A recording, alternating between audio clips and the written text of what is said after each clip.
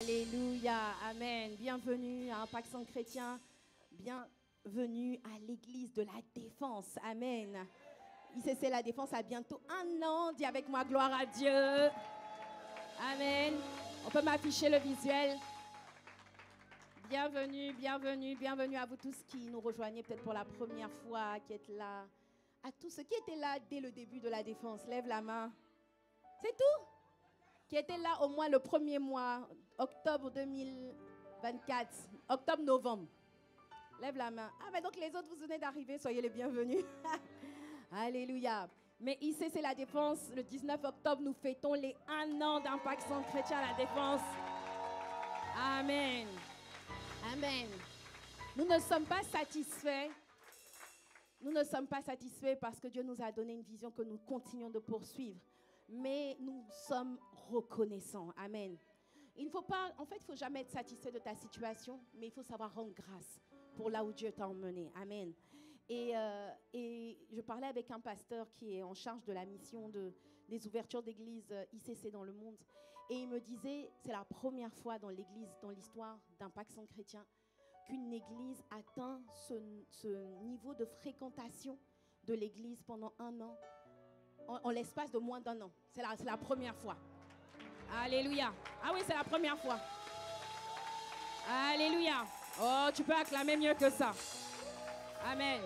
Et en fait, voilà, nous sommes environ les dimanches entre 450 et 500 personnes tous les dimanches. Ce qui relève vraiment d'un miracle et d'une grâce de Dieu. Même si notre objectif était d'atteindre 1 millier, mais je ne perds pas espoir avant la fin de l'année. Amen. Je me dis que le Dieu qui a fait en sorte que le 20 octobre 2024, il n'y avait personne à la base à La Défense. Mais le 20 octobre 2024, il y a 420 personnes qui ont apparu. Ce Dieu-là est capable de nous rajouter encore 400 personnes. Amen. Amen. Et voilà pourquoi on prend le temps de s'arrêter et le 19 octobre 2025, ça fera 1 an, moins 1 jour, que nous avons ouvert La Défense et nous aurons une journée spéciale. Ça ne sera pas ici parce qu'on a pris une salle de 2000 personnes. On a pris une salle de 2000 personnes. On a visé haut. Parce que quelqu'un a dit, il vaut mieux viser haut et avoir le torticolis que de viser bas et avoir le dos bossu. On a pris une salle de 2000 personnes, donc c'est au Port Marly. Je pense que c'est à combien de temps ici, d'ici en voiture? À 20 minutes en voiture à peu près. Donc cette fois-ci, tu ne viendras pas. Bon, je sais que tu as passé le stade où, parce que c'est pas à côté, je ne vais pas. Non, je sais, ça c'était pour les bébés, ça. Toi, tu es passé à notre stade. Amen. Donc je sais que tu seras là. Amen.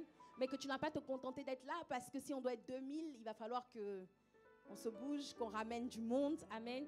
Donc le défi que j'aimerais lancer à chacun d'entre nous, c'est de ramener au moins 5 personnes.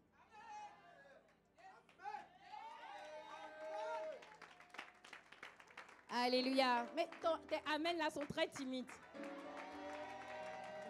Amen. On va vraiment, par la grâce de Dieu, nous avons à peu près 1 mois et une dizaine de jours pour beaucoup évangéliser, pour ramener des âmes. Et en fait, ce système d'évangélisation doit commencer on ne doit pas attendre le 19 octobre. Commence à inviter des gens qui vont venir une première, une deuxième, une troisième fois ici et qui viendront aussi le 19 octobre. Moi, je crois qu'on peut connaître une explosion en 1 mois. Amen.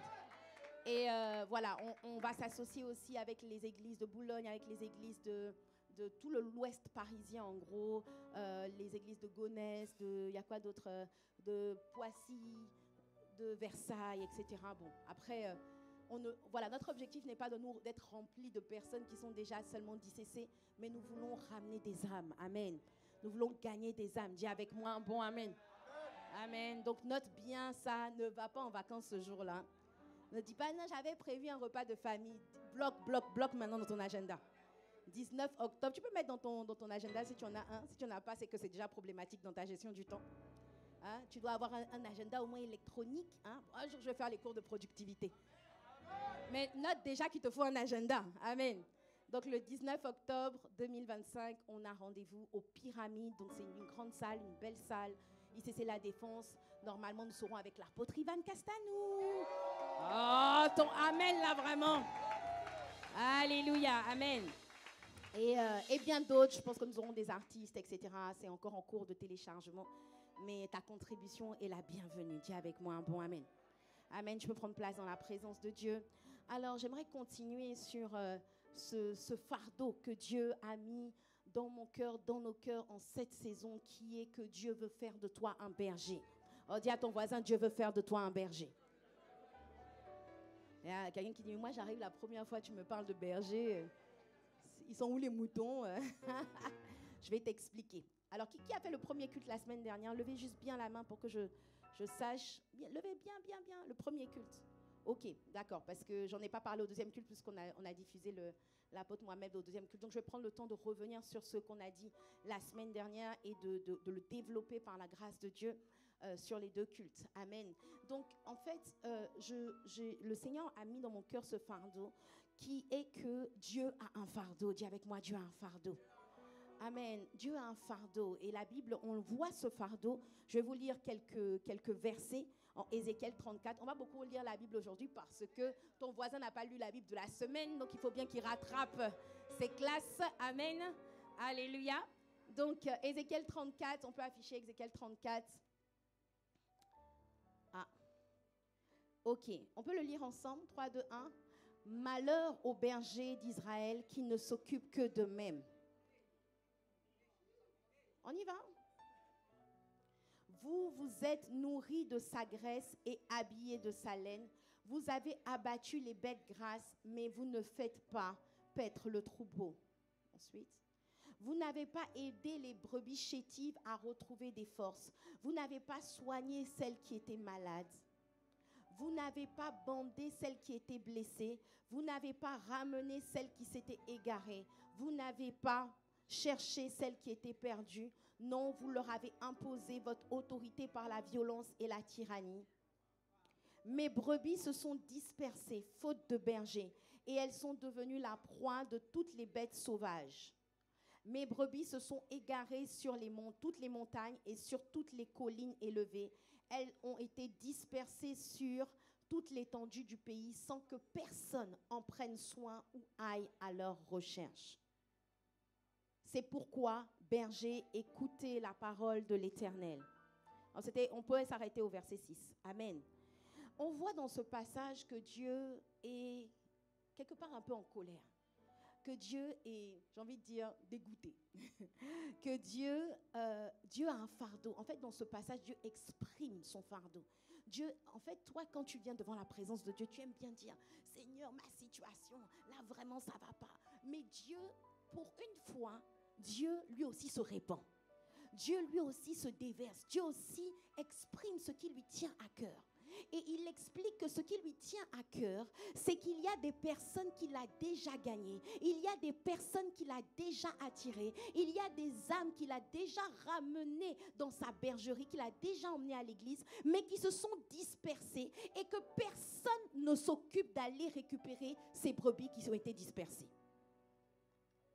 Il dit qu'il a dans son église, il a dans sa bergerie des personnes qui sont faibles, mais personne ne les aide à devenir forts.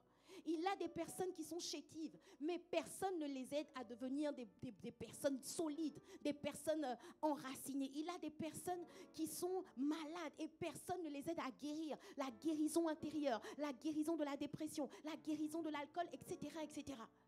Il y a des personnes qui sont blessées dans leur âme. Personne ne cherche à les aider. Et je sais que quand je te dis ça, toi-même, tu te dis, mais moi-même, je suis blessée. La brebis chétive, pasteur, c'est moi. Mais je suis venue te dire qu'il est temps que tu changes de niveau. Amen. J'ai expliqué la semaine dernière, je vais revenir dessus après. Mais en fait, je vais t'expliquer d'abord quelque chose. Parce que en fait, ce que j'ai expliqué la semaine dernière, et j'en ai parlé aussi quand j'ai prêché à la Cité Royale il y a 3 semaines, que en fait, si le fardeau de Dieu n'est pas ton fardeau ne sera pas non plus le fardeau de Dieu. Est-ce que tu me suis? On peut le dire ensemble, 3, 2, 1. Si ton fardeau... Non. Vous connaissez un chasseur, sachant chasser, doit savoir chasser sur son chien de chasse. Ça, laisse ça, apprends ça. Si le fardeau de Dieu n'est pas ton fardeau non plus ne sera pas le fardeau de Dieu. Alléluia. Amen. Donc, tu dois comprendre, Dieu sait que tu as des fardeaux. Dieu sait que tu as des difficultés. Dieu sait que tu as des défis. Est-ce que tu peux me passer mon téléphone? Je voulais envoyer une image à la régie, j'ai oublié. Dieu sait que tu as des fardeaux et Dieu a conscience que tu as des difficultés. Mais Dieu te propose une transaction. Il dit, faisons un échange de fardeaux. Dis avec moi, on fait la transaction. On fait un échange de fardeaux. Alléluia. Donc la volonté de Dieu n'est pas simplement que tu comment dire ça? Excusez-moi, j'avais commencé à charger une image pour montrer. Je vais envoyer ça à la régie. Pendant ce temps, tu peux répéter la phrase. Si moi le fardeau de Dieu. C'est très synchronisé, les amis. Alléluia, alléluia, alléluia. Ok. Bon, c'est pas grave. Ok. Ben, je vous ai envoyé déjà une image. Mais j'avais une deuxième image que je n'ai pas pu charger. Ok. Donc, Dieu sait que tu as des fardeaux. Amen. Et en fait, pendant longtemps, moi, je pensais que la Bible dit, cherchez premièrement le royaume de Dieu et sa justice, et tout le reste vous sera accordé par-dessus. Est-ce que tout le monde connaît ce passage? Pendant longtemps, je pensais que Dieu voulait que je fasse abstraction de mes problèmes, que j'oublie mes soucis, que je mette une couverture dessus, que je fasse comme s'ils n'existaient pas, que je ne m'occupe pas de mes propres problèmes. Mes enfants ont des difficultés, je ne m'en occupe pas. Mon mari a des difficultés, je ne m'en occupe pas. J'ai des problèmes de finances, je ne m'en occupe pas. Et je m'occupe seulement de l'œuvre de Dieu. Qui a déjà entendu un truc comme ça? Occupe-toi, laisse ça, laisse ça. Tu as des problèmes de famille, laisse. Dieu va s'occuper. Toi, occupe-toi de l'œuvre de Dieu. Qui a déjà entendu ça? En réalité, ce n'est pas vraiment ça. Ce n'est pas que Dieu veut que tu occultes tes défis. Dieu ne veut pas que tu occultes. Dieu ne veut pas que tu fasses l'autruche et que tu fasses comme s'il n'y avait rien. Dieu ne dit pas occultez vos fardeaux. Dieu dit déchargez-vous de vos soucis et de vos fardeaux. Qu'est-ce que ça veut dire? Ça veut dire que Dieu veut que tu rentres dans la prière. Dieu veut que tu rentres dans son intimité et que dans cette intimité, il dit en Philippiens 4 au verset 6, ne vous inquiétez de rien, mais en toute chose, faites connaître vos besoins à Dieu par des prières et des supplications. Et la paix de Dieu qui surpasse toute intelligence gardera vos cœurs et vos pensées en Christ Jésus. Hey, encouragez la régie. Est-ce que Dieu ne dit pas, ne vous inquiétez de rien, occupez-vous juste de mes affaires? C'est pas ce qu'il a dit. Il dit, je ne veux pas que tu t'inquiètes. Parce que l'inquiétude accable l'âme. L'âme de l'homme n'a pas été créée pour vivre dans l'inquiétude, dans l'angoisse, dans le stress. L'âme de l'homme a été créée pour vivre dans la paix, l'amour et la joie. Donc, dès lors que tu ressasses des inquiétudes, du stress, de l'angoisse, des choses comme ça, ton âme est alourdie, ton âme est chargée, ton âme est angoissée, ton âme ne va pas bien. Et je t'ai déjà dit que la raison pour laquelle tu ne vas pas bien, ce n'est pas parce que tu as trop de difficultés, c'est parce que tu médites mal. Tu ressasses en toi des inquiétudes et des fardeaux qui ne devraient pas être ressassés. Ok? Donc la volonté de Dieu, c'est que tu ne t'inquiètes de rien. Mais il n'a pas dit que tu ne t'occupes de rien. Est-ce que tu vois la nuance? Il dit, ne t'inquiète pas, mais ce fardeau que tu as, ramène-le devant le trône de la grâce. Approchez-vous du trône de la grâce. Approchez-vous avec assurance du trône de la grâce afin d'être secouru dans vos besoins.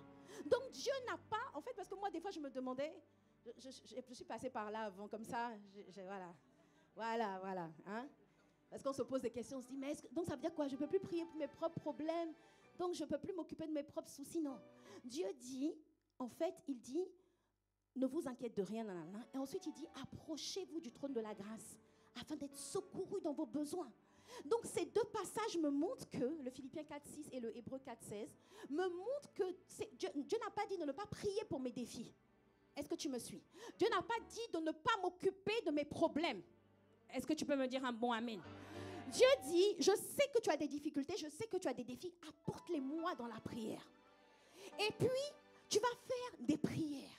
Le Saint-Esprit va te pousser à faire des prières, un type de prière et de supplication avec des actions de grâce. Ok?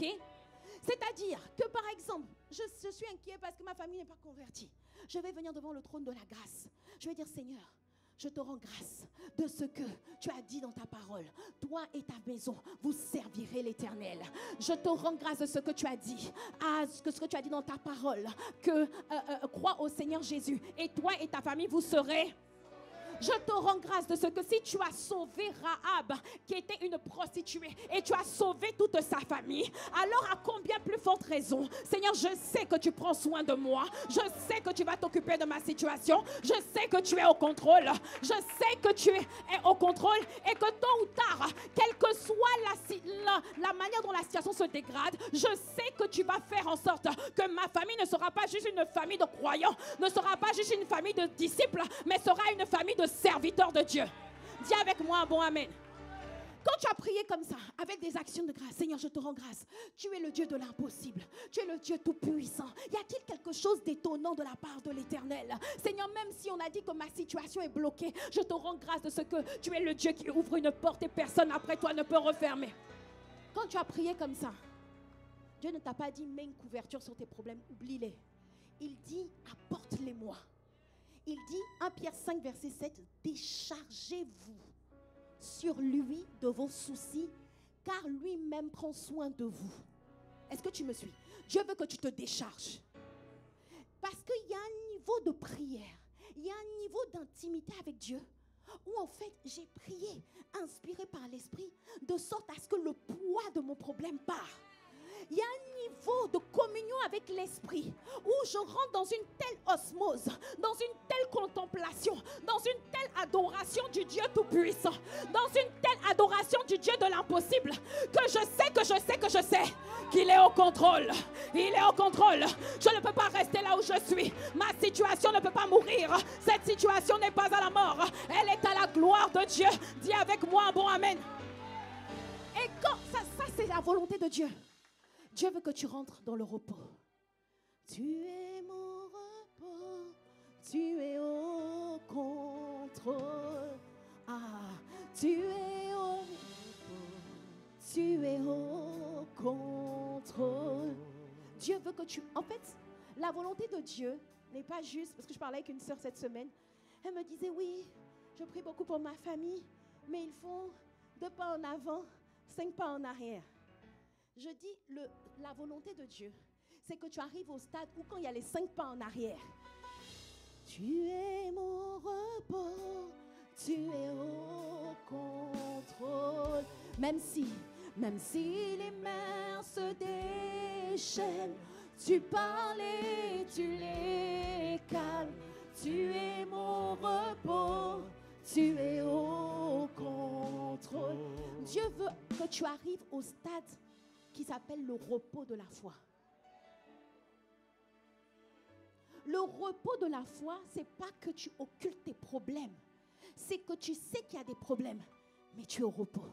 Les mers peuvent se déchaîner, les symptômes peuvent se dégrader, la situation semble s'empirer, mais je suis dans le repos parce que je sais qu'il est au contrôle. Dis avec moi un bon amen. Ça, c'est ce que Dieu veut. Et parce que tu sais, le Saint-Esprit m'a donné une image magnifique ce matin, pendant que je priais. Il m'a dit, tu sais, quand tu es avec ton mari, quand tu es avec un merveilleux mari comme le mien, à chaque fois que je suis avec mon mari, si j'ai une grosse valise, si par exemple, vous savez, en général, il y a des sets de valises. Il y a la grosse, la moyenne et puis la petite. Donc, quand tu as 2 bras, tu peux prendre que 2 valises.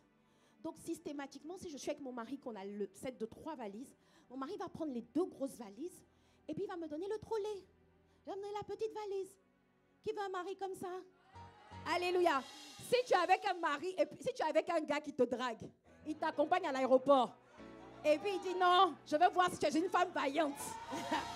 Qu'une femme me dise et puis il te laisse porter. Et puis tu dis mais attends-moi. Et puis il dit mais la femme vaillante doit bâtir sa maison. Dis avec moi, comment on dit ça? Tu le blacklistes en même temps. Comment on dit c'est terminé là, hein? Tu le ghostes en même temps.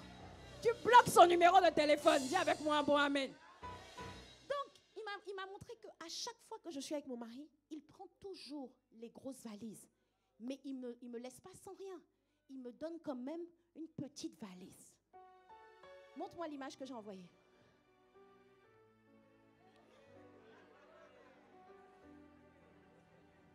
J'ai trop de problèmes, Seigneur, ça va pas. Il y a les factures, il y a les conflits, il y a la solitude, il y a les dettes, il y a les blocages, il y a toutes sortes de problèmes. Fais quelque chose pour moi, Seigneur Jésus. Beaucoup d'entre nous, on est comme ça. On est comme ça. On se sent accablé. On se sent... des fois, on ne sait pas où mettre la tête. Il y a le feu partout. Il y a le feu dans la famille, il y a le feu dans les finances, il y a le feu dans le foyer. Tu as l'impression, il faut que je m'occupe de restaurer mon âme. Mais en même temps, il faut que je m'occupe que mes enfants soient bien éduqués. Mais en même temps, ma famille, ils sont trop bizarres. Mais en même temps, il y a des sorciers qui sont venus m'oppresser. Tu es chargé, il y a beaucoup de valises. Tu as beaucoup de valises lourdes sur toi. C'est pour ça que Dieu dit, décharge-toi. Alléluia. Parce que le Seigneur m'a dit, si ton mari ne te laisse jamais avec les grosses valises, moi, en tant qu'époux, je ne peux pas laisser mon épouse porter les lourds fardeaux. Je ne peux pas laisser mon épouse porter les lourds fardeaux. Dis avec moi un bon amen. Il m'a dit, en tant qu'époux bien-aimé et responsable, mon désir, c'est de prendre ce qui te charge et ce qui t'accable. Mais comme on est dans une relation d'alliance, comme on est dans une relation quand même de mutualité et de... Comment dire ça ? De réciprocité. On n'est pas dans une relation où ça va à sens unique. Même si moi, je prends tous tes fardeaux, je te donne la petite valise. Je te donne le fardeau. Et Jésus dit, c'est quoi Matthieu 11, il dit, venez à moi, vous tous qui êtes fatigués et chargés, et je vous donnerai du repos. Donc ça veut dire, tu as des grosses valises, donne-les-moi. Que quelqu'un dise un bon amen. Je vais te donner du repos. Et ensuite, regarde. Il te dit, prenez mon joug sur vous et recevez mes instructions, car je suis doux et humble de cœur, et vous trouverez du repos pour vos âmes. Ensuite, car mon joug est doux et mon fardeau est léger. Il n'a pas dit, je vais te laisser sans fardeau. Il dit, je te donne un fardeau, mais il est light. Il est léger. Je prends les grosses valises, je te donne la petite valise. Dis avec moi un bon amen. Quand tu prends en fait, Dieu veut faire avec toi une transaction. C'est une transaction gagnante. C'est une transaction en tant qu'épouse. Tu marches légère. Ton mari est derrière avec les grosses valises, mais toi tu marches légère. Tu peux garder les talons. Dis avec moi un bon amen.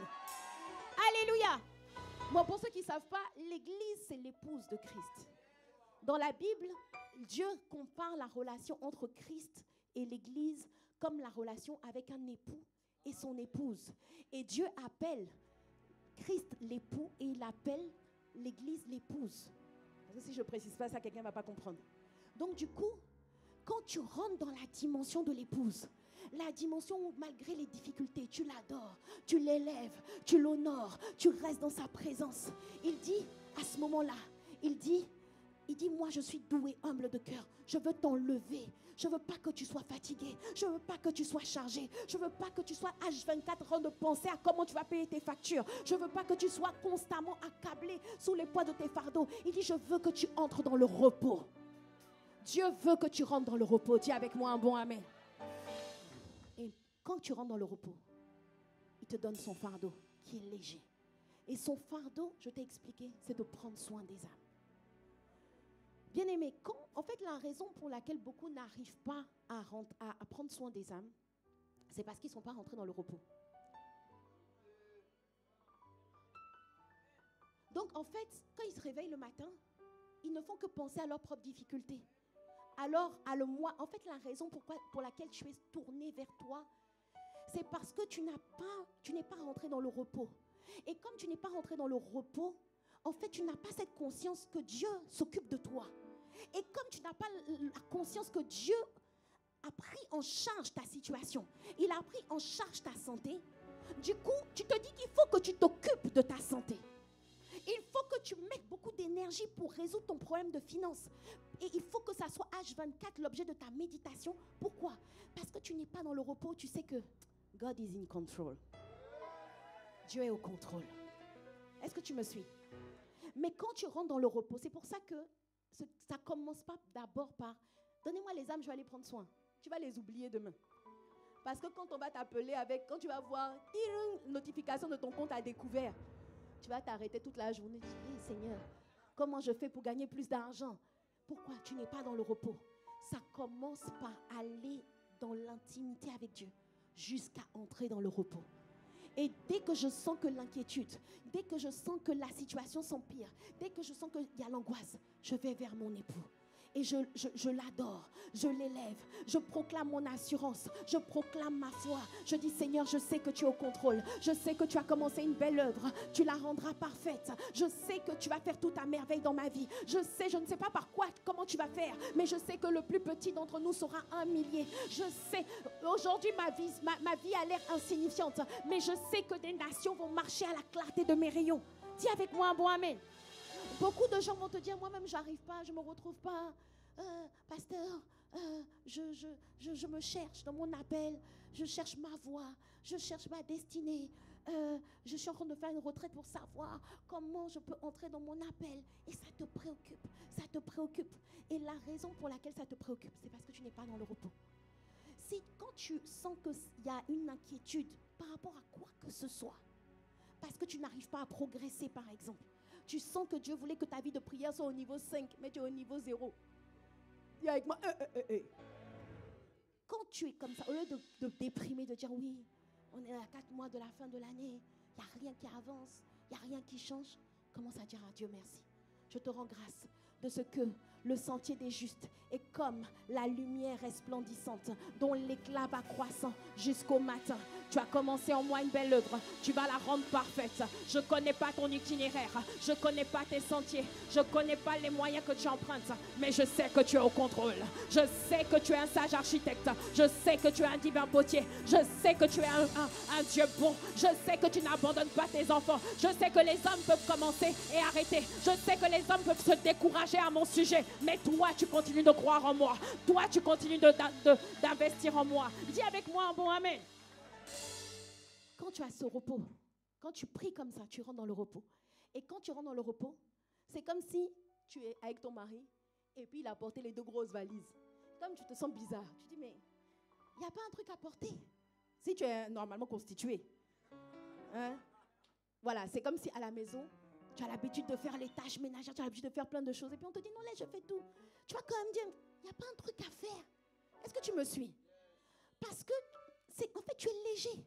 Tu n'as plus de charge, tu n'as plus de poids. Ce n'est pas que tu n'as plus de problème, mais tes problèmes ne te chargent plus parce que tu t'es déchargé. Quand tu t'es déchargé, tu peux maintenant être dans un... Parce qu'en fait, là maintenant, tu sais que Dieu, en fait, la Bible dit, mon Père travaille, alors moi aussi je travaille. Mon Père est à l'œuvre, alors moi aussi je suis à l'œuvre.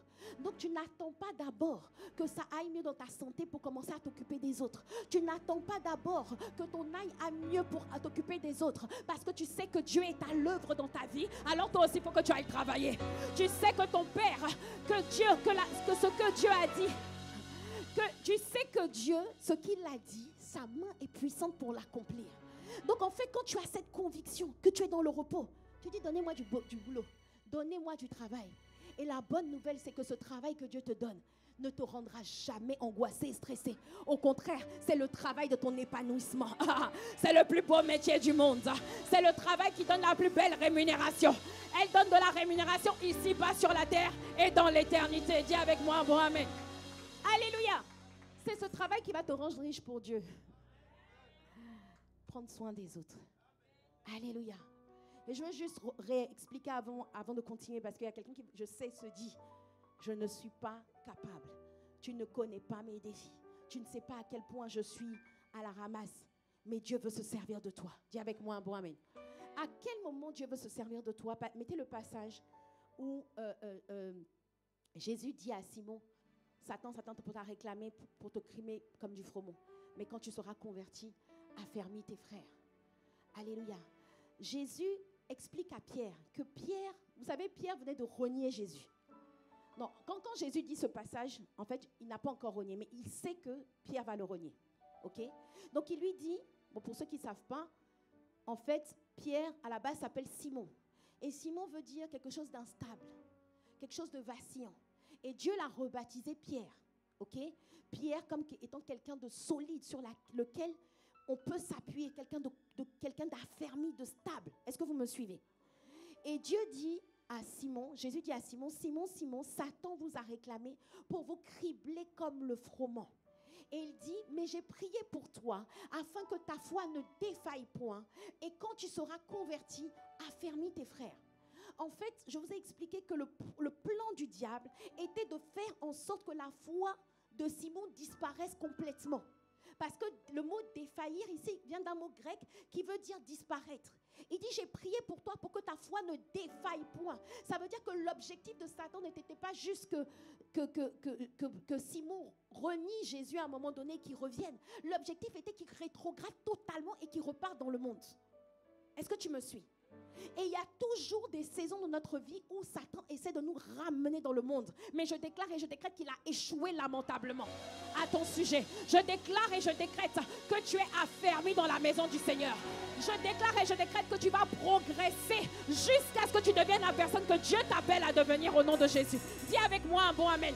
Tu ne retourneras pas à ce que tu as vomi au nom de Jésus. Tu ne retourneras pas à cette impudicité, à cette amertume, à cette culpabilité. Dis avec moi un bon amen.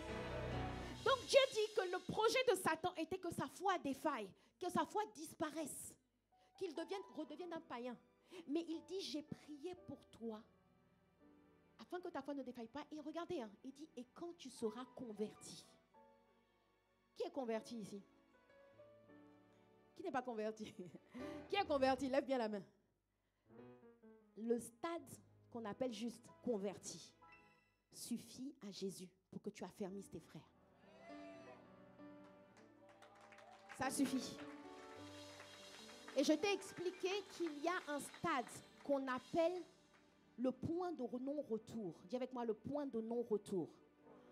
Le point de non-retour, c'est quoi? C'est lorsque tu as rencontré Jésus à un certain niveau qui fait que tu sais que tu sais que tu sais. On monte, on descend. Tu peux tomber peut-être dans le péché. Tu peux faire tu peux peut-être te décourager un peu. Mais tu sais que tu ne peux plus lâcher la main de Jésus. Qui est au stade de non-retour ici? Alléluia. Tu sais que c'est impossible pour toi de retourner à ce que tu avais vomi. Peut-être que cette fois le juste tombe, le Seigneur le relève. Mais tu sais qu'il n'y a pas un péché qui est trop fort pour te ramener dans le monde. Dis avec moi un bon amen. Tu sais que Jésus est le chemin, la vérité et la vie. Et que tu ne douteras plus jamais de cela. Tu n'es plus au stade où tu te dis, est-ce que c'est vraiment par Jésus qu'il faut passer? Ou bien Allahu Akbar? Ou bien... Non, non, non. Dis avec moi, non, non, non, non. Là, non, on n'est plus dans ce genre de débat. Dis avec moi un bon amen.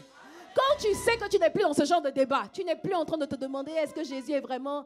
Tu es le chemin, la vérité et la vie. De toi, aucun autre que toi. Aide-moi, aide-moi, aide-moi. Tu es le chemin, la vérité et la vie. Nul autre Dieu que toi. Aucun autre que toi. Quand il y a ce son qui résonne en toi, tu es le chemin, la vérité et la vie. Aucun autre que toi. Aucun autre que toi. Est-ce qu'il y a quelqu'un qui peut dire Jésus, tu es le chemin, la vérité et la vie. Aucun autre que toi. Hey! Aucun autre que toi peut me laver de mes péchés. Tu es le chemin, la vérité et la vie. Aucun autre que toi. Hey! Aucun ne sauve comme toi. Aucun ne nettoie comme toi. Tu es le chemin, la vérité et la vie. Aucun autre que toi. Hey! Aucun autre ne peut me restaurer comme toi. Tu es le chemin, la vérité et la vie. Aucun autre que toi. Aucun autre que toi. Alléluia. Quand tu es à ce stade, qui est à ce stade? Lève un peu la main. Dieu dit donc, tu es au stade du berger. Je t'ai coincé. Assieds-toi dans la présence de Dieu. Alléluia. Il dit que quand tu es à ce stade où tu ne doutes plus, de ce qu'il est, ton sauveur, alors il dit, quand tu seras converti, affermis tes frères. Alors d'où vient cette théorie selon laquelle il faut arriver à un certain stade de connaissance de versets bibliques pour pouvoir prendre soin des autres? D'où vient cette théorie? D'où vient cette doctrine selon laquelle si tu n'es pas totalement au point, si ton âme n'est pas totalement restaurée, si le rejet, toutes les pensées impures n'ont pas disparu, alors tu ne peux pas aider plus faible que toi? C'est un mensonge qui vient droit de l'enfer. Et tu as intérêt dès le début de ta conversion à poser les premières bases, les fondements. Et parmi ces fondations, il y a des choses que si tu n'as pas appris quand tu es jeune, c'est très difficile une fois que tu es grand. Est-ce que tu me suis? Quand tu n'as pas appris l'anglais quand tu es petit, Remasatakaya. Maintenant tu as 50 ans, tu dis non, je vais être bilingue. Dis avec moi, c'est pas que c'est impossible, mais c'est difficile. Ok? Donc, c'est pas impossible, mais courage quoi. Dieu a vaincu le monde. Courage. Tu comprends ce que je veux dire? Il y a des choses, tu ferais mieux d'apprendre ça dès les débuts de ta conversion. Et si jamais tu n'as pas appris ça dès le début, que tu as déjà 10 ans de conversion, Dieu est le Dieu qui te fait racheter le temps au nom de Jésus. Dieu te libère une grâce pour que tu apprennes, tu mettes en place des nouveaux sentiers, des nouveaux circuits dans ton âme au nom de Jésus. Dis avec moi un bon amen. Donc il dit, j'ai prié pour toi afin que ta foi ne défaille point, mais quand tu seras affermi, affermis tes frères. Quand tu seras converti, pardon. Pendant longtemps, j'ai dit, je ne sais pas pourquoi j'ai cité ce verset en disant quand tu seras affermi. Jusqu'au jour où le Saint-Esprit m'a dit, non, ce n'est pas quand tu seras affermi, c'est quand tu seras converti. Dis à ton voisin, Dieu veut se servir de toi. Alléluia. Dieu veut se servir de toi. Le point de non-retour, quand tu l'as atteint, ça suffit à Dieu. Et je vous ai expliqué la semaine dernière qu'il a dit, Simon, Simon. Il a dit, Simon, fils de Jonas, m'aimes-tu? Jean 21, à partir du verset 15. Qui connaît ce passage? Simon, fils de Jonas, m'aimes-tu? Il dit, tu sais que je t'aime. Et Jésus lui dit quoi? Non, non, pas cette version. La version Louis II. Pas cette version, la version Louis II. Il dit, si tu m'aimes, fais quoi? Paie mes brebis ou encore prends soin des âmes. Et je vous ai expliqué que Jésus n'a pas dit Pierre, Pierre. Pierre, Pierre, m'aimes-tu? Il a dit Simon, fils de Jonas. Ça veut dire que même si tu es encore au stade de Simon, ça suffit à Dieu pour que tu prennes soin des âmes. Dieu n'a pas besoin que tu atteignes le stade de Pierre pour prendre soin des âmes. Le stade de Simon suffit à Dieu pour que tu prennes soin des âmes. Il dit, tu es encore Simon, c'est pas grave. Et je vous ai expliqué que le Dieu savait qu'il devait faire de Simon un Pierre. Et Pierre, c'est le stade où tu deviens une source de bénédiction pour les autres. Pierre, c'est le stade où tu deviens un pilier, où tu deviens un panneau de signalisation pour les autres. Pierre, c'est le stade où les gens se disent, waouh, tu étais Simon avant, tu étais impudique avant, et maintenant tu marches dans la sainteté. Moi aussi, je veux être comme toi. Pierre, c'est le stade où les gens te prennent comme référence. Les gens se disent, si toi tu t'en es sorti, moi aussi je vais m'en sortir. Dis avec moi un bon amen. J'ai raconté récemment mon témoignage, comment l'apôtre Yves est venu, vous avez dû voir ça sur les réseaux sociaux, j'en ai parlé à la Cité Royale. Comment l'apôtre Yves est venu à mon secours quand j'étais dans la dèche. Un jour, j'ai raconté que j'étais oui, one day. J'ai raconté que j'étais tellement dans le manque. J'étais à un stade où je n'avais pas d'argent, j'étais une mère célibataire. Je venais d'arriver à un Pakistan chrétien. Je n'avais pas d'argent pour soit acheter le lait, soit acheter les céréales de mon fils. Je dormais par terre quelque part. Et puis, pasteur Ghislain avait accepté de m'accueillir. Je dormais sur un lit superposé avec mon fils. Je dormais en haut avec mon fils. Son enfant dormait en bas. Et alors que je me rendais chez pasteur Ghislain, je n'avais pas de valise. Maintenant, j'ai des valises car mon mari peut porter mes valises. Mais je n'avais pas de valise. J'avais des sachets, j'avais des sacs en plastique.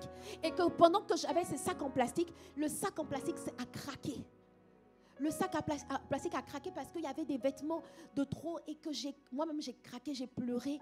Et c'est à ce moment-là que comme poussé par l'esprit, par un ange, l'apôtre, il m'appelle pour me dire, je viens te chercher. Alors que je ne lui avais rien dit.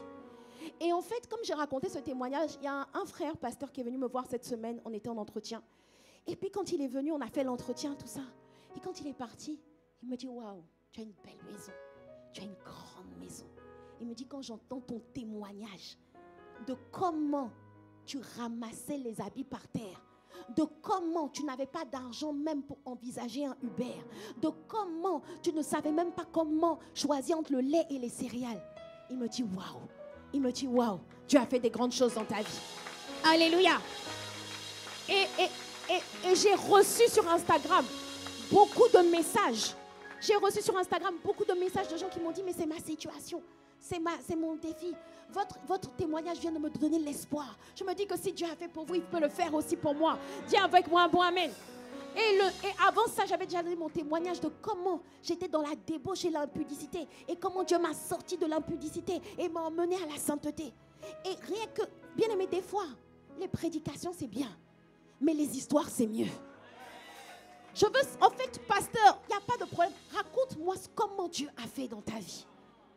Mais je déclare et je décrète que dans ta vie, tu auras des histoires à raconter. Que des multitudes vont retrouver l'espoir en écoutant ton histoire. En écoutant comment Dieu t'a fait sortir de la pauvreté à la richesse. Comment Dieu t'a fait sortir de la pureté à la sainteté. Comment Dieu t'a fait sortir du rejet au niveau de confiance en soi dans lequel tu es au nom de Jésus. Dis avec moi un bon amen. Donc ça c'est Pierre. Pierre c'est le stade où tu éclaires les autres. Où les gens peuvent s'appuyer sur toi. S'appuyer sur ton histoire. S'appuyer sur ta vie. Sur tes conseils. Sur tes encouragements. Pour aller de l'avant. Mais peut-être pour aujourd'hui tu es encore au stade de Simon. Et Pierre était au stade de Simon. Mais la solution de Dieu pour faire passer, pour que Jésus fasse passer Simon au stade de Pierre, la solution de Dieu, ce n'était pas de l'infantiliser. Ce n'était pas de lui dire, bon, viens, on va en entretien pastoral. Viens, je vais t'imposer les mains. Tu es oppressé, je t'impose les mains. Ah, ça faisait déjà 3 ans et demi que Jésus était avec Pierre. Il a dit, écoute, mon gars, tu es Pierre. Et sur cette pierre, je bâtirai mon église. C'est-à-dire qu'à partir d'aujourd'hui, je ne tiens plus compte de tes failles et de tes défaillances. Je te rebaptise. Amen. Je te renomme. Je déclare que Dieu te rebaptise au nom de Jésus. Dieu ne te voit plus comme un bébé. Dieu veut te responsabiliser. La solution de Dieu pour faire passer Simon au stade de Pierre n'était pas de l'infantiliser, mais de le responsabiliser. C'est bon. Dis à ton voisin, c'est bon maintenant. Il faut que tu prennes soin des autres. On a assez changé tes couches. Il faut changer les couches des autres. Ça veut pas. Non, on va quand même toujours un peu changer tes couches. Mais pendant qu'on change tes couches, change les couches des autres. Mais bon, maintenant on ne doit plus au stade. On doit peut-être au stade où on étudie. Mais les couches là, vraiment, il faut laisser ça. Non, il faut laisser ça. Alléluia. Dieu veut t'emmener au stade. Il veut t'emmener au stade. Parce qu'en fait, s'il doit te faire progresser, la responsabilité fait grandir. Le fait de te garder bébé. Ah, je pasteur, je ne vais pas bien. Tu peux me recevoir en entretien. Ça ne va pas t'aider. Tu n'as pas vu que ça fait 5 fois que je te reçois, ça n'a pas changé ta situation. Ça ne va pas t'aider. Ça ne va pas t'aider. Si je veux t'aider à un moment donné, je te responsabilise. Je dis, ok, le peu que tu as vu qu'on a fait avec toi, fais-le avec les autres. Et puis viens faire le compte-rendu. Et tu vas voir que le fait que... Il t'a dit que son fardeau est léger. Le fait de te décentrer de toi et de t'occuper des autres va te faire beaucoup relativiser. Tu vas te dire, ah, je pensais que j'avais des problèmes, mais problème et problème. Hein? Ah, est-ce que tu me suis? Ça va t'emmener à grandir. Ça ne veut pas dire que je t'ai dit, ça ne veut pas dire que tu t'occupes plus de tes problèmes. Ça ne veut pas dire que tu ne fais plus un travail sur toi. Au contraire, la responsabilité fait grandir. Ça veut dire quoi? Ça veut dire que quand je prends soin des autres, je dois m'atteler moi aussi à progresser. Je dois progresser parce que des fois, il y a des gens qui viennent me dire, oui, tu m'as confié à un tel, au début, ça m'aidait, mais maintenant, je sens que je n'avance plus avec lui. Pourquoi? Parce que le berger en question n'a pas grandi. Mais tu dois grandir. Pendant que tu fais grandir les autres, toi aussi, tu te nourris. Toi aussi, tu continues de grandir. Mais je t'ai expliqué, n'attends pas que tous les feux soient verts avant de sortir de chez toi. N'attends pas que tout soit au vert. N'attends pas que ton âme soit totalement restaurée, que tes problèmes. Il y en a qui disent, non mais cette année, j'ai mon master à passer et puis j'ai telle chose, donc je vais attendre l'année prochaine pour prendre soin des âmes. Hey! Non, n'attends pas que tout soit au clair dans ta vie. Fais-le dès maintenant, parce que je t'ai expliqué, je répète parce qu'il y a beaucoup de gens qui n'étaient pas là la semaine dernière au premier culte. Je t'ai expliqué que quand une femme met au monde un enfant, à quel moment le lait vient dans ses seins? Quand elle accouche, Non, toi, tu as déjà... Qui a déjà accouché ici? Les hommes, là, pardon. Qui a déjà accouché ici? Bon, qu'une femme me dise si elle, le lait est venu avant qu'elle tombe enceinte. Non, mais tu peux me dire, peut-être tu as un témoignage. Peut-être que toi, vraiment... Non. Non seulement il a fallu tomber enceinte, que quelqu'un dise Amen. Ensuite, il a fallu faire 9 mois de grossesse, que quelqu'un dise Amen. Il a fallu pousser, sortir l'enfant. C'est quand l'enfant est sorti que le lait est venu. Incroyable. Bon, maintenant, pourquoi tu ne stresses pas pour dire au médecin, le médecin, le terme c'est dans 10 jours, il n'y a pas le lait. Pourquoi tu ne stresses pas? Ça va arriver. Mais c'est la même chose. Quand tu te positionnes comme un berger, le lait va arriver en toi. Le lait pour prendre soin des autres va arriver en toi. Donc ne stresse pas. Ne stresse pas. Ne te dis pas oui, je dois prendre soin d'un tel, mais je n'ai pas les versets bibliques. Moi, mon problème, c'est que je ne connais pas les enseignements. Quand tu dis, je t'ai dit, quand tu dis, par exemple, tu prends un groupe de jeunes et tu as à cœur de faire une veillée avec les jeunes pour les réveiller. Tu viens, tu dis, les jeunes, rendez-vous. Je prends 5 jeunes, rendez-vous demain. Si tu étais oppressé, tu seras libéré au nom de Jésus. Dis avec moi, bon amen. Tu prends un groupe d'hommes, tu dis les gars, suivez-moi et je ferai de vous des hommes solides. Ah, dis avec moi un bon amen. Tu prends un groupe de jeunes sœurs qui sont dans le rejet. Tu dis je te donne 3 mois. À l'issue de ces 3 mois, le rejet est parti. La dépression est partie. Dis avec moi un bon amen. Et quand tu dis ça, maintenant au moment où les choses s'approchent, je dis, hé, qui m'a envoyé? Qui m'a dit de dire ça? Mais bien aimé, tu vas voir. En fait, déjà, quand tu vas faire ça, Dieu voit que tu as marqué un pas de foi. Est-ce que tu me suis? Dieu voit que tu as décidé d'obéir et que tu as décidé de te positionner comme un berger.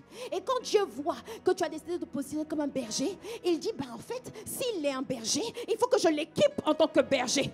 Il est en train d'aller faire une veillée. Il est en train de vouloir prendre soin des âmes. Mais il n'a pas encore l'équipement. Voilà pourquoi je transfère sur lui l'esprit, le manteau de la grâce des pères au nom de Jésus. Je vais transférer sur lui la sagesse. Je vais transférer sur lui l'autodiscipline pour qu'il puisse lire beaucoup de livres. Dis avec moi un bon amen. N'attends pas d'être discipliné. Pose un acte de foi. Et quand tu as posé l'acte de foi, la grâce de Dieu va venir sur toi. Là où tu n'arrivais pas à te discipliner pour lire les livres, Dieu va te verser sur toi la grâce pour lire les livres. Là où tu n'arrivais pas à te réveiller toi-même avant l'aurore, tu vas voir que quand tu vas dire aux gens, on a rendez-vous à 4 heures, tu ne sais pas par quel miracle, à 3 heures, tes yeux sont réveillés. Dis avec moi un bon amen. Dieu veut que tu poses un acte de foi. Quand tu commences à te positionner comme un berger, Dieu t'équipe. Il te donne l'équipement du berger. L'onction vient avec l'action. S'il n'y a pas d'action, il n'y a pas d'onction. Les dons spirituels ne vont pas apparaître sur toi alors que tu ne fous rien pour Dieu.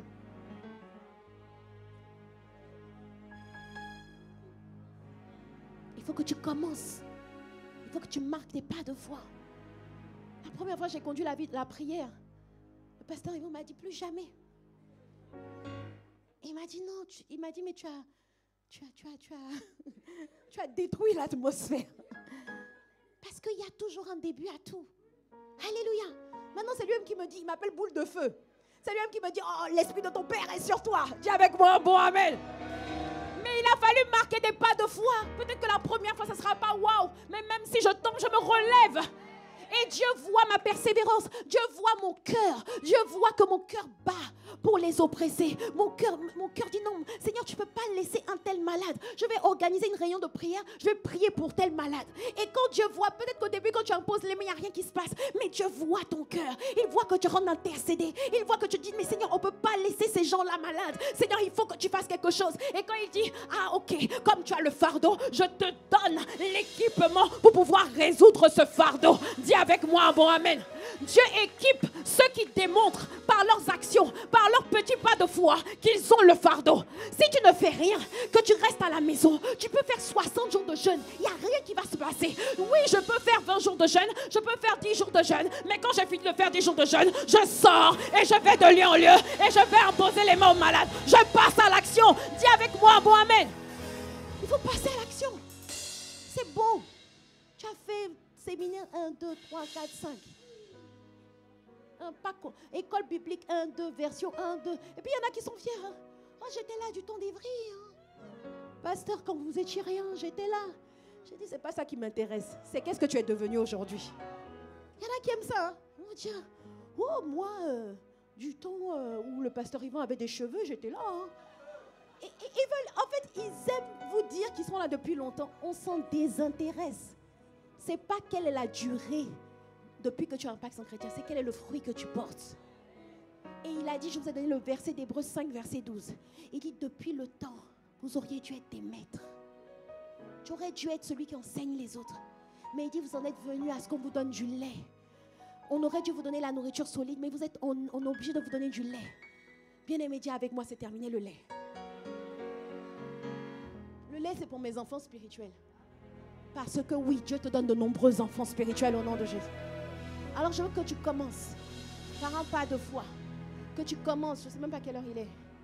Je veux que tu commences. Je veux que tu commences par prendre quelques personnes. Tu sais, il y a des personnes qui pensent qu'ils sont tes amis. Mais toi, tu sais au fond de toi que Dieu veut que tu sois leur berger. Est-ce que tu comprends ce que je veux dire? Il y a des personnes qui disent, non, mais c'est ma pote. Moi, une fois, il y a une de mes brebis qui m'a dit, Juliana, t'es ma seule amie. Dans mon cœur, j'ai dit, je ne suis pas ton amie, hein. Je suis ton berger. Mais je n'ai rien dit, parce qu'il était encore faible. Dis avec moi un bon amen. Mais le plus important, ce n'est pas le titre. Ce n'est pas dire, à partir d'aujourd'hui, je suis ton berger. Non, c'est que tu prennes soin de certaines personnes. Fais-toi une liste. Dans Ézéchiel 34, à un moment donné, il dit, je ferai l'inspection. Je ferai la revue de mes brebis. Tu dois avoir une liste de personnes, même si c'est 5 personnes, si c'est 10 personnes, si c'est 12 personnes, chacun selon sa capacité. Donc, et ces personnes, tu dois faire l'inspection. Il a dit, comme un berger inspecte son troupeau, ainsi, moi l'Éternel, je vais faire la revue de mes brebis. Il doit avoir des personnes, que ce soit des personnes au travail. Tu ne dois pas laisser passer un seul jour sans prendre ton téléphone pour encourager quelqu'un. Tu ne dois pas laisser passer une seule journée que Dieu fait sans avoir pris le temps de faire passer quelqu'un de la tristesse à la joie, de faire passer quelqu'un de l'impudicité à la sainteté, du découragement au courage. Dis avec moi un bon amen. Et tu vas être surpris de voir la sagesse qui va sortir de toi. Tu vas être surpris. Alléluia. Décide. Ok, je vais te donner 30 secondes. Fais ta shortlist. Prends ton téléphone. Écris la liste des brebis dont tu dois prendre soin. Et prendre soin, c'est quoi? Je t'attends. Ça se passe maintenant. Prendre soin, c'est quoi? C'est que ça commence déjà par la prière. David a lutté pour ses âmes en prière. Il a lutté pour les brebis en prière. C'était une image. C'est pas qu'il a fait en prière, mais c'est que c'était une image. Il est allé chercher ses brebis dans la gueule du lion et de l'ours. Des fois, tu veux beaucoup parler aux gens, mais ça se passe d'abord dans la... Est-ce que tu m'entends? Ça se passe où? Oui, tu es en train d'écrire ta liste. Tu es en train d'écrire ta liste, non? Pour certains, ça va être 12. D'autres, ça va être 5. Mais fais au moins 5, s'il te plaît. Parce que tu dois racheter le temps. D'autres, ça va être 20. Tu dois avoir... En fait, aujourd'hui, la plupart d'entre nous, on est venus seuls, sans avoir essayé d'aller chercher quelqu'un qu'on sait qui n'est pas venu depuis longtemps, ou quelqu'un qu'on sait qui aurait eu besoin de cette parole. Bien aimé, si tout le monde faisait ce travail, la salle serait pleine à craquer. La Bible dit que mes brebis sont dispersées faute de berger. Il n'a pas dit faute d'une organisation. Il n'a pas dit à cause de la prédication qui n'était pas bonne. La seule et unique raison pour laquelle une brebis est dispersée, c'est parce qu'elle n'a pas trouvé un face-à-face. Elle n'a pas trouvé un berger. Et parmi vous, vous êtes là parce que vous avez trouvé un berger quelque part. Mais il est temps que toi aussi, tu deviennes un berger. Il est temps que tu deviennes un berger. Tu seras toujours la brebis de Dieu. Tu seras toujours la brebis peut-être de ton berger. Mais tu dois aussi endosser le rôle de berger. Parce que quand tu arrives au stade où tu es converti, ça veut dire que tu dois être un berger. Et quand tu es à ce stade, mais que tu ne joues pas le rôle du berger, Dieu dit malheur à toi. Il dit malheur au berger d'Israël qui ne s'occupe que de soi-même. C'était mon message la semaine dernière. quand tu ne t'occupes que de toi-même, de tes enfants, de ton travail, de ton ascension, de ta progression, Dieu dit que tu es un homme malheureux. Le malheur, ce n'est pas de ne pas avoir de CDI ou de ne pas avoir de mariage. Le malheur, c'est de ne s'occuper que de soi-même. C'est qu'il n'y ait personne le soir qui aille se coucher en disant « Je bénis Dieu pour ta vie ». Mais ça change à partir d'aujourd'hui au nom de Jésus. Je dis que ça change au nom de Jésus. Tu deviens une personne qui abreuve de nombreuses personnes. Dis avec moi un bon amen. Qui a fini sa liste? Lève la main. Les autres, je vous attends. On vous attend. On vous attend les autres. Hein. Fais ta liste. Et ne te dis pas, je suis trop faible. Il y a toujours plus faible que toi. Si tu es là aujourd'hui, c'est qu'il y a un niveau de force que tu as, que quelqu'un n'a pas eu. Est-ce que tu comprends ce que je veux dire? Il y a toi venir au culte, peut-être que ça a été difficile, mais tu es quand même venu. Mais ça veut dire que quelqu'un qui est resté à la maison aurait eu besoin, peut-être que tu viennes le chercher, que tu l'encourages. Donc avec cette liste que tu as, décide chaque jour d'en appeler au moins une. Décide de prendre des nouvelles. Des fois, les gens ont juste besoin d'être écoutés. Des fois, les gens ont juste besoin que tu ailles les chercher, que tu les encourages. Ils n'ont pas forcément besoin que tu leur fasses une prédication. Des fois, ils ont besoin juste que tu leur recommandes une prédication. Que tu leur dises, voilà, j'ai écouté tel enseignement, ça m'a fait du bien. Va écouter, ça va te faire du bien. Après, tu l'appelles, tu lui dis, tu as écouté? Oui, j'ai écouté. Alors, tu en as pensé quoi? Et puis, vous discutez, c'est tout. C'est simple. C'est pour ça que le stade de la conversion suffit. Il n'y a pas besoin de faire HEC théologie. Dis avec moi un bon amen. Est-ce que tu peux te lever? Nous allons prier. Mashallah masoto koria masoto. Emale satakaya malo sata. Amalo satakaya rebo santakaya. Uria mama sete keria. Ura baba baba shito kura baba. Ayamalo santakaya malo satakaya. Rebo santa. Tu es mon bon, tu es au contrôle. Élève la voix quelques instants. Dis à Dieu, je sors du stade. Je veux endosser pleinement le rôle de berger. Et si tu avais déjà un rôle de berger, décide de progresser dans ce rôle. Décide de t'affermir dans ce rôle. Décide de faire plus pour Dieu. Décide de ne plus jamais venir à l'église seul.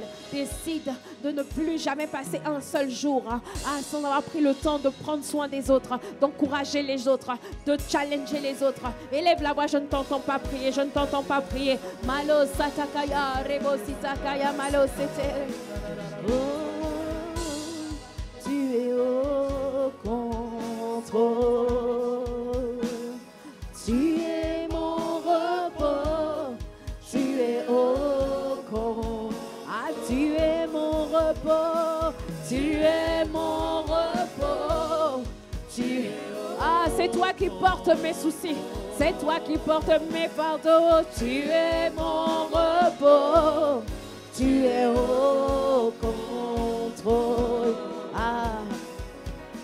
Alléluia. Tu vas élever la voix avec moi. Père, dans le nom de Jésus, je te remercie pour ta parole qui m'éclaire et qui me donne de l'intelligence.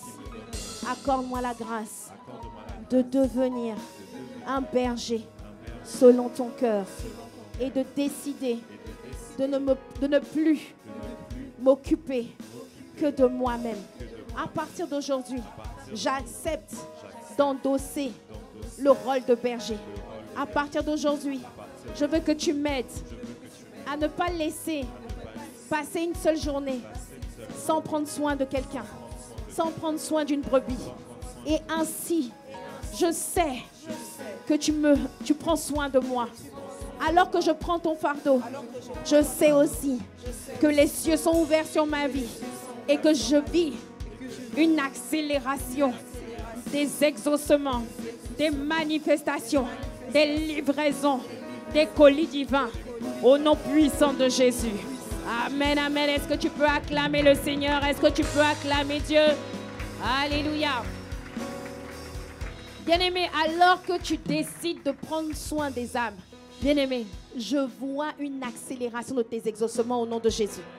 La Bible dit que celui qui ferme son oreille au cri du pauvre criera lui-même et n'aura pas de réponse.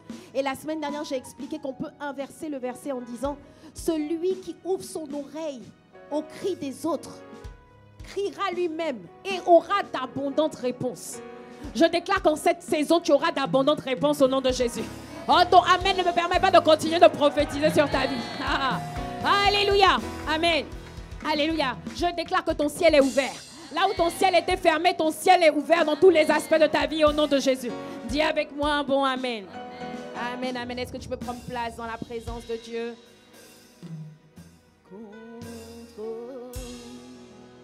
Alléluia. Je vais inviter. J'ai parlé beaucoup de devenir un berger, mais avant de devenir un berger, il faut être une brebis. Alléluia.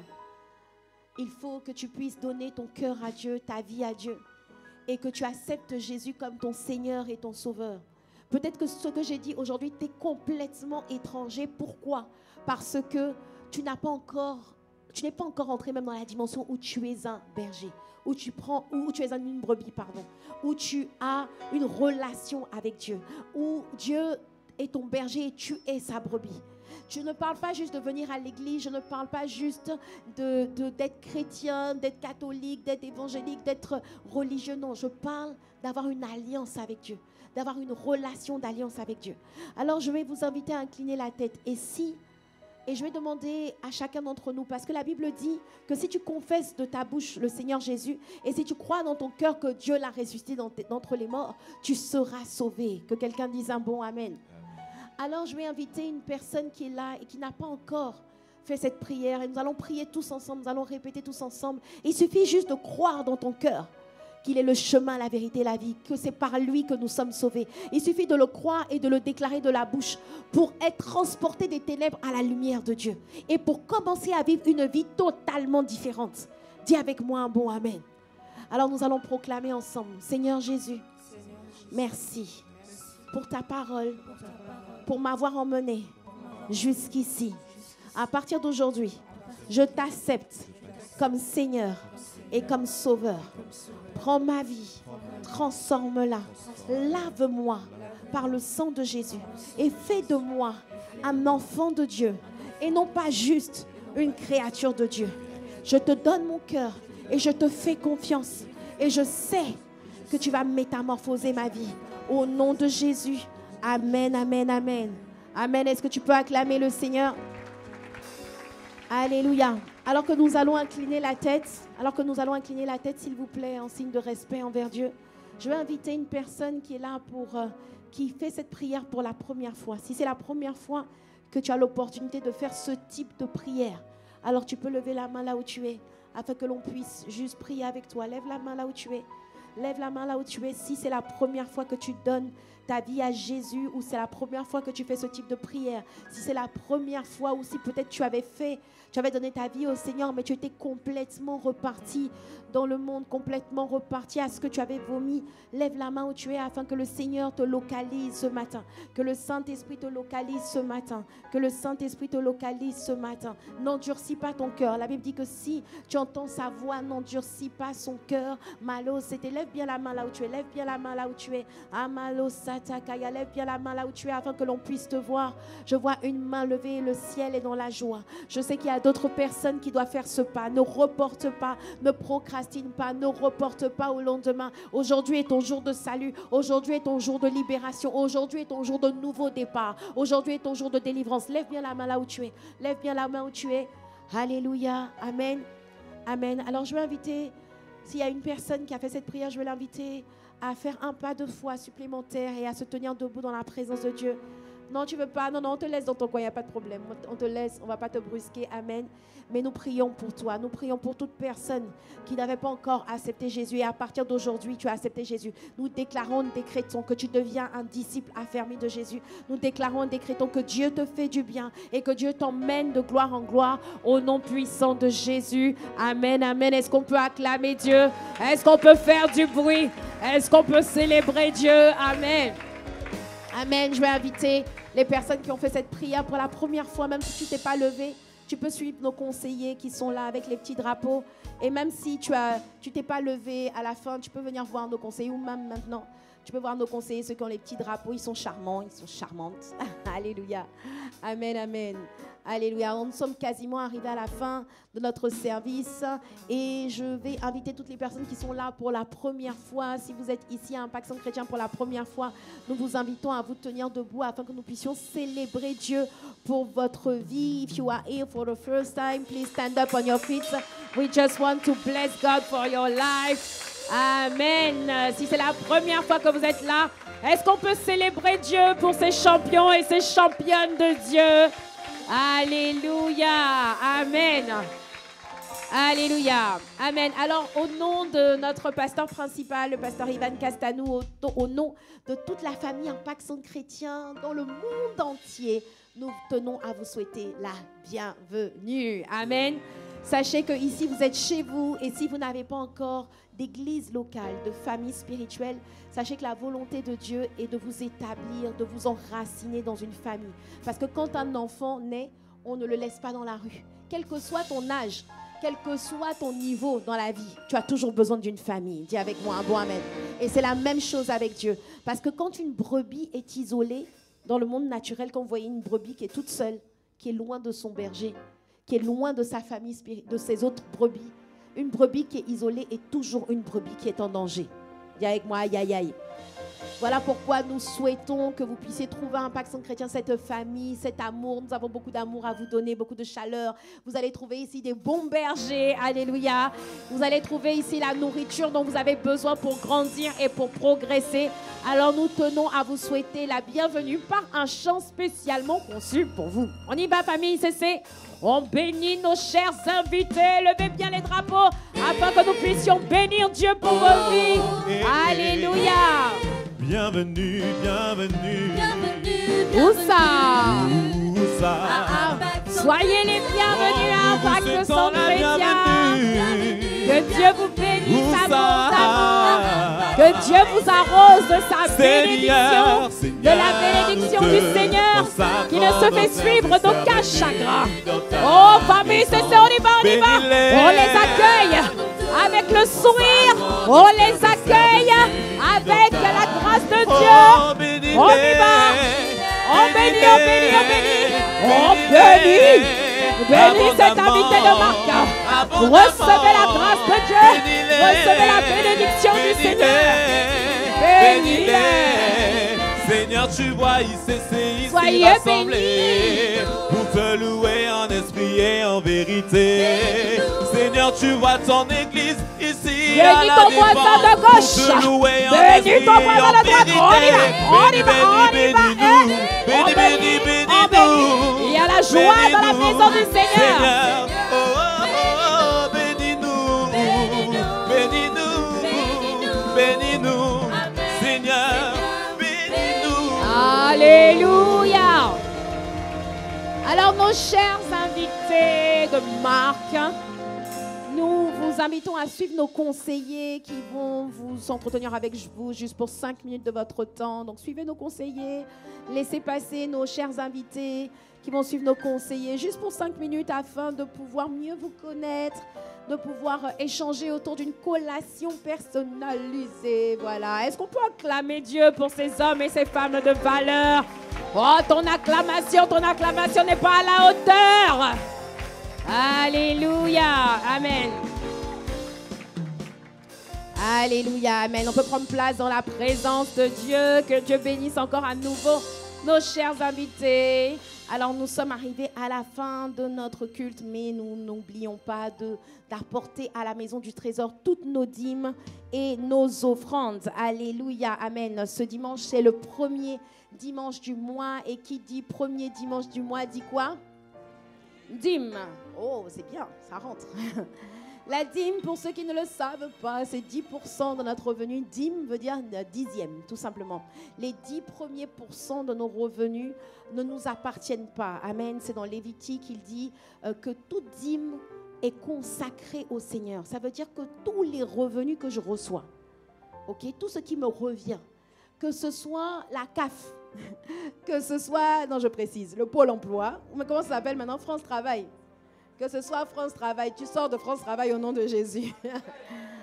Tout ce qui te revient, tu dois prélever dessus la dîme, c'est-à-dire les 10 premiers pourcents, pas les 10 derniers pourcents.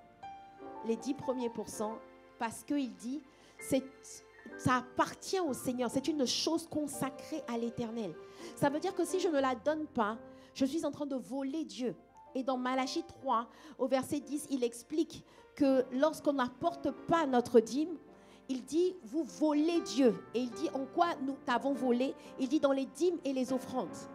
Il y a, de la même manière, bien aimé, quand tu gagnes de l'argent, il y a une partie qui va aux impôts. N'est-ce pas? Et quand tu ne donnes pas aux impôts, les impôts vont venir prendre de force sur ton compte bancaire. Tu comprends ou pas? Pourquoi? Mais en fait, si tu vivais dans un pays où avant il n'y avait pas les impôts, tu vas t'insurger, tu vas dire, mais c'est mon argent. C'est moi qui ai gagné cet argent. Pourquoi vous voulez venir prendre de... Maintenant, il y a le prélèvement à la source. Pourquoi vous voulez venir prendre de gré ou de force cet argent que moi-même j'ai gagné? En fait, l'État va te dire, tu as gagné l'argent, mais c'est nous qui avons mis en place le pays pour que tu puisses gagner l'argent. Tu as gagné l'argent, mais si on n'avait pas mis en place les infrastructures, les entreprises, on n'avait pas mis les routes, tu ne pourrais pas aller au travail. Si on n'avait pas mis en place les RER, tu n'aurais pas pu aller au travail. Donc, en fait, c'est toi qui as travaillé, mais c'est nous qui avons créé le cadre pour que tu puisses travailler. Donc, pour que le cadre continue à être un beau cadre, on a besoin de récupérer une partie de ton argent. Est-ce que tu comprends ce que je veux dire? Et c'est la même chose. Dieu, en fait, tu vas dire, c'est moi qui ai travaillé. Oui, mais il dit que c'est lui qui te donne la force d'acquérir les richesses. Ne dis jamais, c'est mon argent, je fais ce que je veux. Vous savez, un jour, il y a un roi qui s'appelle, je crois que c'était le roi Nabuchodonosor, qui a dit, il s'est baladé une fois dans son royaume, et puis il a dit, moi, Nabuchodonosor, je suis un grand roi, et tout ce royaume a été établi grâce à ma force, ma puissance, etc. La Bible dit que le jour même, Dieu l'a puni. Hein? C'est ça, non? Qui connaît l'histoire? Dieu l'a puni et il a été réduit au stade où pendant 7 ans, il est devenu comme un animal. Il mangeait avec les animaux. Vous connaissez cette histoire dans la Bible? Il mangeait avec les animaux. Son visage était devenu poilu comme un animal. Ses mains étaient devenues poilues. Dieu lui a montré que tout ce que tu es, tout ce que tu as, te vient de moi. Est-ce que tu me suis? Et la Bible dit qu'au bout des 7 ans, Nabuchodonosor s'est réveillé. C'est Nabuchodonosor, non? Il s'est levé. Il a dit, waouh, je reconnais la grandeur de Dieu, la puissance. Aucun autre que toi. Aucun autre que toi. Bien-aimé, n'attends pas de devenir un oiseau. N'attends pas d'être réduit. Non, n'attends pas de perdre l'usage de ta force pour reconnaître que ta force te vient de Dieu. Ne sois pas orgueilleux. Ne sois pas arrogant pour dire, ah non, mais c'est mon argent, personne n'y touche. Bien-aimé, Dieu va te montrer que tout ce que tu es et tout ce que tu as, c'est lui qui te l'a donné. Alléluia. Mais quand tu honores, il dit, honore l'Éternel avec tes biens, avec les prémices de tous tes revenus. Et là, voilà ce qui va se passer. Il dit, alors tes greniers seront remplis d'abondance et tes cuves regorgeront de mou. Je déclare et je décrète qu'alors que tu es fidèle dans la loi des dîmes et des offrandes, tu seras rempli d'abondance au nom de Jésus. Tes comptes bancaires sont remplis d'abondance au nom de Jésus. Tu as d'abondantes propositions d'emploi, d'abondantes propositions de travail, d'abondantes idées, d'abondante créativité, une abondante diligence au nom de Jésus. Dis avec moi un bon amen. Alors je vais t'inviter à te tenir debout, que tu peux faire ton don, ou ton offrande ou ta dîme en scannant le QR code, ou même si tu as déjà donné ta dîme par virement. Tiens-toi quand même debout, même si tu l'as déjà donné avant. Tiens-toi quand même debout et prends l'enveloppe de façon symbolique. Et nous allons déclarer, décréter sur ce mois de septembre qui est un mois d'abondance, un mois où tu enfantes ce que tu n'avais pas encore enfanté au nom de Jésus. Dis avec moi un bon amen. Si tu cherches une alternance, c'est en septembre que tu trouves l'alternance au nom de Jésus. Si tu cherchais un stage, c'est en septembre que tu vas trouver the stage au nom de Jésus. Si tu cherchais le CDI, je déclare que le CDI vient à toi en ce mois de septembre au nom de Jésus. Si tu cherchais à créer ton entreprise, c'est en septembre que tu enfantes cette entreprise au nom de Jésus. Ah, si tu cherchais un partenaire d'affaires, un contrat, une opportunité, je déclare qu'en septembre, l'opportunité vient à toi au nom de Jésus. Alléluia, dis avec moi un bon amen. Lève la main, lève ton offrande et déclare, Seigneur Jésus, je te rends grâce pour ces dîmes et ces offrandes. Merci Seigneur, parce que tout ce que j'ai me vient de toi. Alors je te le consacre. Je consacre les 10 premiers pourcents de mon revenu. Parce que cette chose ne m'appartient pas. Elle appartient au Seigneur. Et alors que je t'honore par mes dîmes et par mes offrandes, je déclare que les écluses des cieux sont ouvertes sur ma vie. Je déclare que je marche à ciel ouvert. Je déclare que tu ouvres ton bon trésor, le ciel, pour répandre sur moi la bénédiction en abondance. Au nom de Jésus, des promotions en abondance, une diligence en abondance, une créativité en abondance, une autodiscipline en abondance, une force en abondance, une vitalité en abondance. Au nom de Jésus, je suis béni pour être une source de bénédiction. Et je déclare que tout dévoreur de mes finances, tout dévoreur de ma vie professionnelle, tout ce qui veut attaquer ma vie professionnelle est lié au nom puissant de Jésus. Je marche à ciel ouvert. Au nom de Jésus, dis avec moi un bon amen, amen, amen. Acclame le Seigneur. Oh, ton acclamation, ton acclamation. Ton acclamation doit être élevée au nom de Jésus. Amen, amen, amen, amen. Alors on peut faire passer les paniers.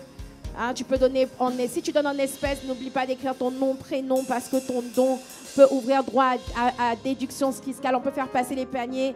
Et pour ceux qui veulent donner par virement, carte bancaire, faites scanner le QR code.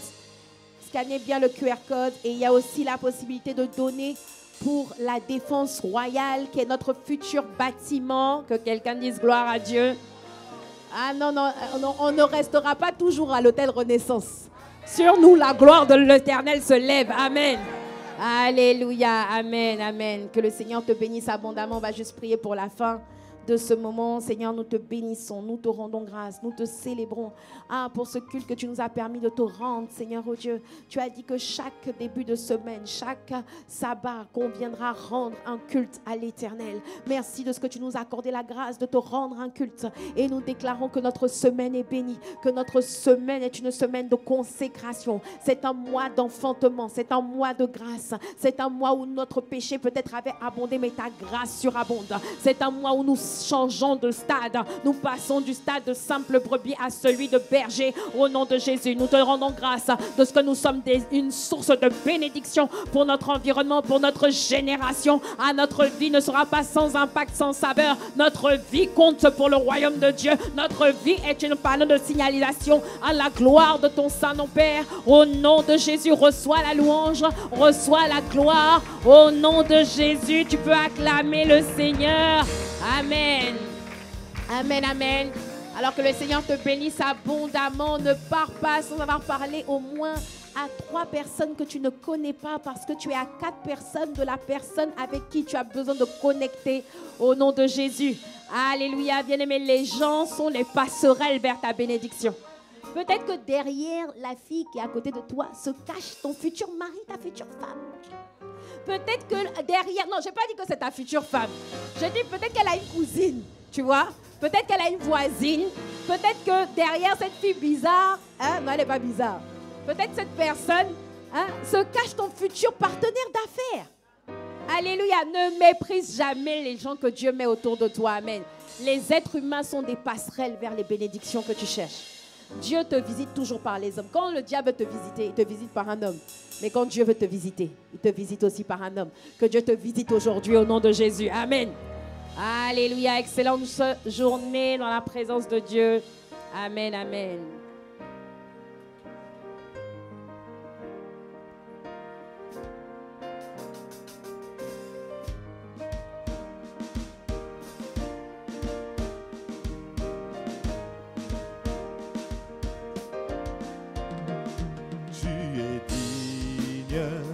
De recevoir la gloire, tu es digne d'être loué, tu es digne de recevoir la gloire, tu es digne d'être loué. Tu es digne de recevoir la gloire.